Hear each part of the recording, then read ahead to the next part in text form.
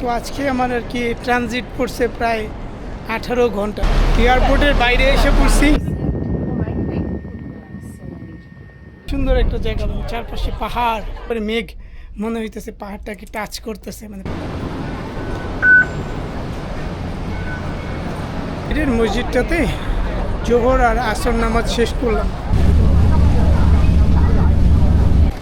বিসমিল্লাহির রহমানির রহিম, আসসালামু আলাইকুম। তো এখন আমি আছি হলো চায়নার হংকং এয়ারপোর্টে। আর গতকালকে রাত্রে প্রায় 2টার দিকে আমি বাংলাদেশ থেকে রওনা দিচ্ছি চায়নার উদ্দেশ্যে। আর আজকে সকাল 8টার দিকে, মানে হংকং টাইম 8টা বাজে আমি হংকংয়ে এসে পৌঁছেছি। তো আমার ফাইনাল ডেস্টিনেশন হইল ক্যানাডা। তো এখন আমি আসছি হলো হংকং এয়ারপোর্টে। তো আজকে আমার আর কি ট্রানজিট পড়ছে প্রায় 18 ঘন্টা, মানে 18 আওয়ার্স। তো আমি আর কি প্ল্যান করছি যে এই 18 ঘন্টায় আমি যে হংকং যে শহর কিংবা মানে হংকংয়ের যে কয়টা আইল্যান্ড আছে সেগুলোতে যতটুকু পারি ততটুকু ঘুরবো। তো আমি একটা এয়ারপোর্ট থেকে এই ধরনের একটা আর কি পাস, ডে পাস কিংবা মানে এটা বলে অক্টোপাস কার্ড, সেটা কিনছি। তো এটা হলো আমাদের বাংলাদেশে যে মেট্রো রেলের যে ধরনের পাস আছে অনেকটা সেই রকম একটা পাস, কিন্তু এটা আমি এই মানে হংকংয়ের যতগুলো ট্রেন আছে, বাস আছে, সেগুলোতে ইউজ করতে পারবো। তো এইখানে আমি একটা জিনিস দেখাই, এই আমার পেছনে যে জায়গাটা দেখা যায় এয়ারপোর্ট এক্সপ্রেস। তো এখান থেকে না একটা টিকিট কেনা যায়, যে টিকিটটা হংকং যে মেন সেন্ট্রাল স্টেশন সেখানে নিয়ে যাবে। কিন্তু আমি আর কি এটা করতেছি না, কারণ আমি আজকে প্রথম যাব হলো বিগ বুধা নামে একটা জায়গা আছে, যেখানে আর কি গৌতম বুদ্ধের অনেক বড় একটা মূর্তি আছে। তো আমি আর কি সেইখানটাতে যাব প্রথমে। তো এই কারণে আমার এখন এয়ারপোর্ট থেকে একটা বাস নেওয়া লাগবে। আজকে যেহেতু একটু লম্বা সময়ের জন্য আমি হংকং শহরে ঘোরাঘুরি করব, তো এই কারণে আমি চেষ্টা করব আমার সাথে যে ব্যাগটা আছে, ক্যারি অন লাগেজ, এই লাগেজটা কোথাও আর কি রাখা যেতে। তো আমি জানি আর কি হংকং এয়ারপোর্টে একটা লাগেজ স্টোরেজ সার্ভিস আছে, আমার পেছনে সেই জায়গাটা দেখা যেতেছে। তো এটা হলো এয়ারপোর্টের যে অ্যারাইভাল থেকে বের হওয়ার পরে বাম সাইডে, লেফট সাইডে, মানে একেবারে সোজা হাঁটলে পরে পেছনে একটা বিগ স্ক্রিন টিভি আছে। তো এই জায়গাটাতেই ব্যাগেজ অ্যান্ড স্টোরেজ সার্ভিস। তো এইখানে আমি আমার ব্যাগটা রাখবো। এয়ারপোর্টের বাইরে এসে পড়ছি, আর আমাকে এখন বাস নিতে হবে S1। তো আমি অল্প কয়েক সেকেন্ডের জন্য আমার S1 বাসটা মিস করছি। তো আমি এখন যেতেছি বাসের স্টপেজে। আর এখানে বাসগুলো কিন্তু দোতলা বাস। তো আমার কাছে আর কি বাসটা খুব পছন্দ হয়েছে। আমি আমার পেছনের এই বাস স্টেশন থেকে নামছি, নামার পরে এখন আমি যেতেছি হলো একটা কেবল কারে ওঠার জন্য। তো আমি এই কেবল কারে করে একটা পাহাড়ের উপরে যাব। তো আমি যতটুকু জানি এইটা হইলো সেই কেবল কারের যে স্টেশনটা সেটা। আর আমার বাম সাইডে হলো থাংচাং, মোস্ট প্রবাবলি এইরকম একটা নাম সেই বাস স্টেশনটা। তো আমি এখান থেকে নামলাম। আমি একটু আগে আমাদের প্রায় 25 মিনিটের কেবল রাইডটা শেষ করলাম। আর এই কেবল রাইডটাকে বলা হয় যে পৃথিবীর প্রায় প্রথম 10টা সুন্দর, মানে বেস্ট কেবল রাইডের মধ্যে একটা হলো এই হংকংয়ের কেবল রাইডটা। তো আর কি ভিউটা খুব অ্যামেজিং ছিল।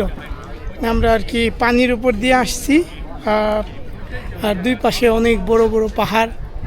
মানে আর কি এটা সামনে না থাকলে পরে বইলা বোঝানো সম্ভব না। আর আমি এখন একটা গ্রামে আসছি, গ্রামের মধ্যে পাশে আর কি অনেকগুলো সুভিনিয়ার্স গিফটের দোকান ছিল। তারপর এখানে একটা রাস্তা, এই রাস্তাটার মধ্যে মানে এই যে রাস্তাটাতে আমি এখন আসছি সেটা আসলে মানে আমি যে যতটুকু বুঝতে পারতেছি একটা বৌদ্ধ আশ্রম, মানে বুদ্ধদের আশ্রম। আর এখানে এই রাস্তাটার পাশে এই ধরনের কিছু স্ট্যাচু আছে, তো এগুলো আর কি যেখানে বলা হয় দ্য 12 ডিভাইন জেনারেলস, তো তাদের নামে আর কি এই স্ট্যাচুগুলো বানানো হয়েছে। এইখানে কয়েকটা, আর এই সাইডে কয়েকটা, মানে হয়তো এই সাইডে 6টা আর এই সাইডে 6টা।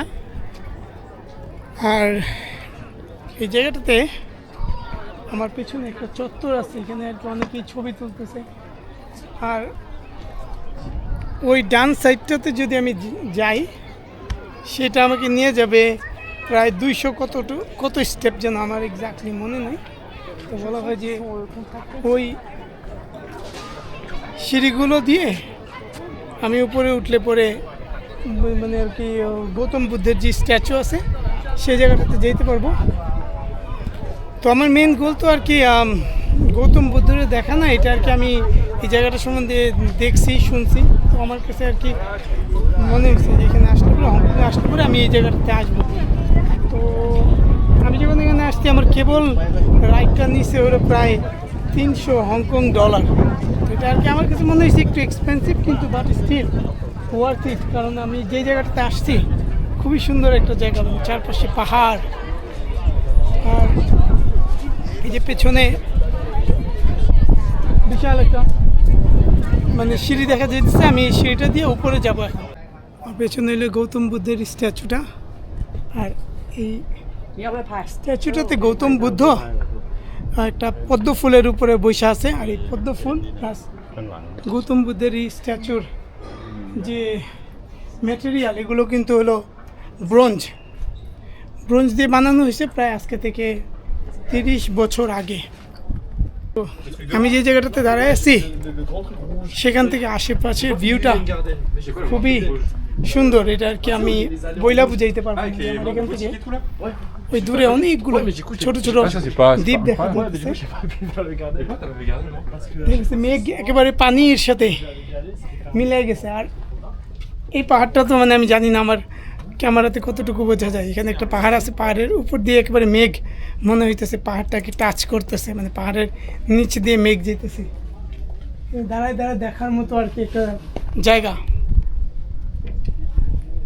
ওই সাইডটাতেও অনেক সুন্দর একটা ভিউ, মোটামুটি এই 360 ভিউটাই খুব সুন্দর। মানে যেই জায়গাটাতে আমি যাই ওই জায়গাটাতে এই ভিউটা খুব সুন্দর। তো আমি এই উপরে যে আসছি, প্রায় 270টা মনে স্টেপ ছিল, কিন্তু স্টেপগুলো আর কি অত বেশি কঠিন ছিল না, একবার এই হাইটে উপরে উঠে আসতে পারছি। তো মানে আর কি খুব কঠিন না, কিন্তু কারণে একটু পর আবার কিছুটা দাঁড়ানোর মতো জায়গা আছে। তো এই কারণে যারা আর কি একবারে স্টেপগুলো মানে ক্লাইম্ব করে আসতে পারে না, তারা কিন্তু একটু থাইমা আসতে পারে। কিন্তু আসলে পরে আমি আর কি মনে করি যে এই ভিউটা দেখার পরে ওই কষ্টটা আর কি কমপ্লিটলি দূর হয়ে যাবে। এখানে একটা সমুদ্র, তার পাশে কতগুলো ছোট ছোট দ্বীপ, ওই জায়গাটাতে হয়তো আছে এয়ারপোর্ট, আবার একটা ব্রিজ দেখা যেতেছে।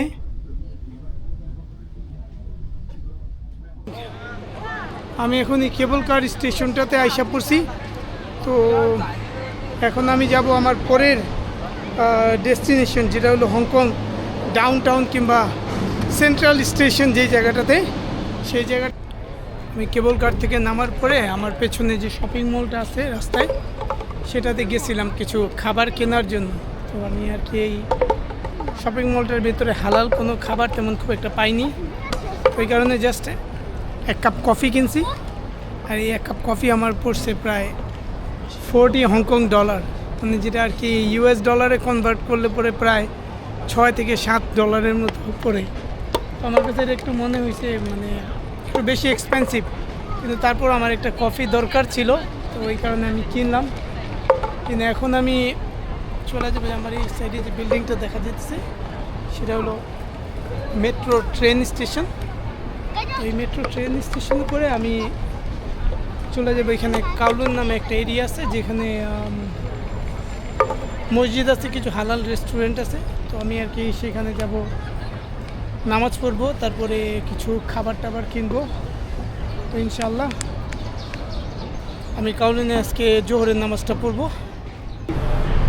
আমি এখন ট্রেনে এসে বসছি, এটা দেখাইতেছে যে আমার প্রায় 40 to 50 মিনিটসের মতো লাগবে। তারপর হয়তো 2টা ট্রেন চেঞ্জ করা লাগবে। তারপর আমি ইনশাল্লাহ 40 মিনিট পরে যে মসজিদটার কথা বলছি সেই সেন্ট্রাল মসজিদে আমি পৌঁছাবো ইনশাল্লাহ। আমার পেছনে যে ট্রেন স্টেশনটা আছে সেই ট্রেন স্টেশনটার নাম মোস্ট প্রবাবলি সিম সা সুই এরকম কিছু একটা। তো আমি আধা ঘন্টা ট্রেনে চড়া 2টা ট্রেন বদলায়া এই জায়গাটাতে আসছি। আসার পরে এই স্টেশনটার ঠিক বাইরে আমার পেছনে একটা বড় মসজিদ দেখা যাইতেছে। তো এটাই হলো মানে এই আমি যতটুকু জানি এই এরিয়াটার সেন্ট্রাল মসজিদ, মানে আর কি জামে মসজিদ যেটা বলে। তো এখন আমি রাস্তা পার হইয়া ওই পারে যাব। তারপর ইনশাল্লাহ আমি এই মসজিদটাতে জোহরের নামাজ পড়ব। আমার ডান সাইডের মসজিদটাতে জোহর আর আসর নামাজ শেষ করলাম। পরে এখন আমি যেতেছি কিছু খাবার কেনার জন্য। মসজিদটা, মসজিদের ভেতরে অনেক মুসলমান বৈশা ছিল। আলহামদুলিল্লাহ এটা অনেক বড় একটা মসজিদ। রাস্তার কত সুন্দর বাস, এই হংকংয়ের লোকাল বাসগুলো এরকমই 2তলা বাস। ওইখানে রাস্তার ওই পারে আরও কয়েকটা বাস আছে, ওইগুলো 2তলা।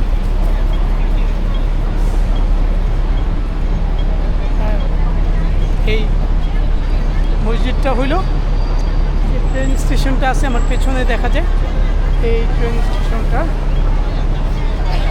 পাশে। আমি এখন আছি হংকংয়ের সেন্ট্রাল স্টেশনে। তো সেন্ট্রাল স্টেশনটা হইলো এই হংকং আইল্যান্ডের সবচেয়ে ব্যস্ততম স্টেশন। এই কারণে এই জায়গাটাতে অনেক অ্যাক্টিভিটি দেখা যাচ্ছে। তো আমার যাওয়া লাগবে আমার এই লেফট সাইডে, আর আমি এই ব্রিজটা দিয়ে রাস্তাটা পার হব। আমি এখন এই রাস্তাটা দিয়ে নিচে বড়োর যে রাস্তাটা আছে তার ওই সাইডটাতে যাব। এই হংকংয়ে অনেক বেশি এসকেলেটর, আর এই এসকেলেটরগুলোর নিয়ম হলো যারা এসকেলেটরে দাঁড়ায় থাকে তারা ডান সাইডে দাঁড়াবে, আর বাম সাইড দিয়ে যারা পার হয় তারা বাম সাইড দিয়ে পার হবে। তো এই কারণে আমি আর কি এই পর্যন্ত যতগুলো এসকেলেটর দেখছি সবগুলোতেই দেখা গেছে মানুষ বাম সাইডে দাঁড়ানো, ডান সাইডে দাঁড়ানো ছিল, আর আমার তার বাম সাইড দিয়ে পার হওয়া লাগছে। তো আজকে এখানে সানডে হতে পারে মেবি, এই কারণে অফিস আদালতগুলো বন্ধ, কিন্তু এখানে অ্যাক্টিভিটি অনেক বেশি।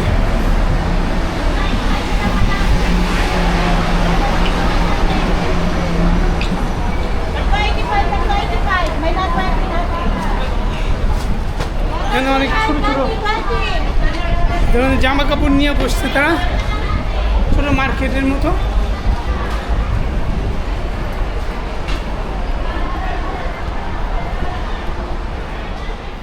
এখানে হংকংয়ের অ্যাপলের একটা স্টোর দেখা যেতেছে, আর আমি যে জায়গাটা দিয়ে হাঁটতেছি সেই জায়গাটাতে আমি হাঁটা শুরু করছি সেন্ট্রাল স্টেশনের সামনে থেকে। আর এই এরিয়াটাতে অনেকগুলো বিল্ডিং আছে, অফিস বিল্ডিং। তো এই কারণে নিচ দিয়ে হইলো গাড়ি যায়, আর উপরে হইলে এইরকম মানুষের হাঁটার ব্যবস্থা রাখছে তারা। এটা আর কি খুব ভালো। আমি এখন যে জায়গাটাতে আসছি আমার পেছনে তো অনেক বড় নাগরদোলা আছে, আর এই নাগরদোলাটারে বলা হয় হংকং অবজারভেশন হুইল, মানে আর কি চাকা, হংকং দেখার চাকা বলা হয়। তো আমি এটাতে উঠবো না, কারণ আমার হয়তো এখন নামাজের সময় হয়ে যেতেছে। তো আমি আর কি ওই পারে চলে যাব নামাজ পড়তে। আমি এখন আসছি হংকংয়ের সেন্ট্রাল আইল্যান্ডের ফেরিঘাটে। তো এখানে আর কি হংকংয়ের একটা ফেমাস ফেরি আছে, যেটা বলা হয় স্টার ফেরি। তো আমি আমার এই অক্টোপাস কার্ড দিয়ে পে করলাম, করার পরে আমি এই স্টার ফেরি দিয়ে এই নদীটাতে ঘুরবো, আর তারপর আমি আর কি ওই পারে চলে যাব তো ওই পার্টটাতে কিন্তু একটু আগে আমি ছিলাম, যে কাউলুন যে জায়গাটা বলা হয় সেটা হলো আর কি এই স্টার ফেরি দিয়ে যায়। তো আমি ওই পারে যাব। হংকং কিন্তু আসলে এখনও চায়নার অংশ পুরোপুরিভাবে হয়নি। তো ব্রিটিশরা করছে কি প্রায় 150 বছর হংকংয়ের উপরে রাজত্ব করছে, করার পরে 1997 সালে তারা চায়নার কাছে এটা হ্যান্ডওভার করে, কিন্তু সেই হ্যান্ডওভারটা ছিল একটা কন্ডিশনাল হ্যান্ডওভার। তো কন্ডিশনাল হ্যান্ডওভার মানে যেটা বোঝায় সেটা হলো যে তারা বলে যে 1997 সালে তারা চায়নার কাছে হংকংটা হ্যান্ডওভার করছে, করার পরে তারা বলছে যে পরবর্তী 50 বছর হংকং স্টিল কি সেপারেট, মানে আলাদা একটা কান্ট্রি, আলাদা একটা দেশ হিসাবে কাজ করবে। তো এরই অংশ হিসাবে হংকং আর চায়না তাদের কিন্তু দুইটা ডিফারেন্ট পাসপোর্ট আছে, এমনকি তাদের দুই দেশের কারেন্সি মানে টাকাও কিন্তু ডিফারেন্ট। যেমন হংকংয়ের আছে ডলার, হংকংয়ের কারেন্সিরে বলে ডলার, আর চায়নার কারেন্সিরে তারা বলে হইলো ইউয়ান। তারপর এমনকি কেউ যদি চায়না থেকে হংকংয়ে কেউ আসে তাহলে কিন্তু তার একটা ভিসা, মানে কি ভিসা অনেকটা ভিসার মতো আর কি, একটা অ্যাপ্লিকেশন করে পারমিশনের জন্য অ্যাপ্লাই করতে হয়, পরে ওই পারমিশনটা পাইলে পরে তখনই তারা আর কি হংকংয়ে ঢুকতে পারবে।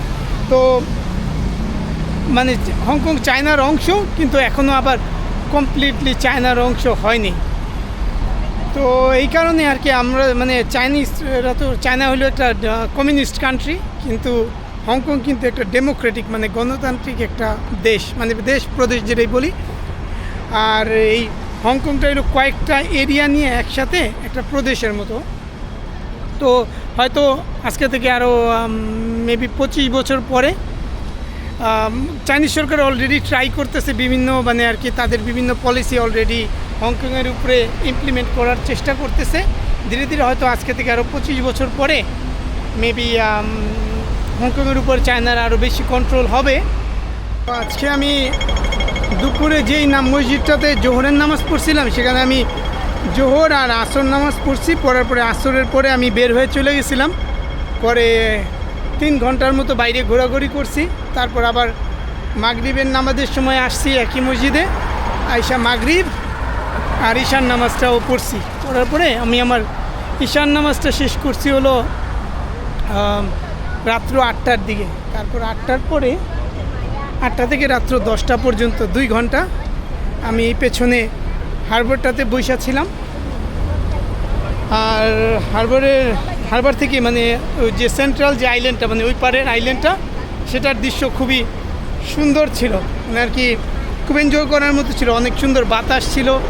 তারপরে ওই সাইডের লাইটিংটাও খুব সুন্দর ছিল। তো আমি আর কি খুব এনজয় করছি। তো এখন আর কি ঘন ঘন বৃষ্টি পড়তেছে একটু পর পর। তো আমি এই কারণে চিন্তা করছি যে এইখানে আর আজকে আমার তেমন কিছু করার নাই।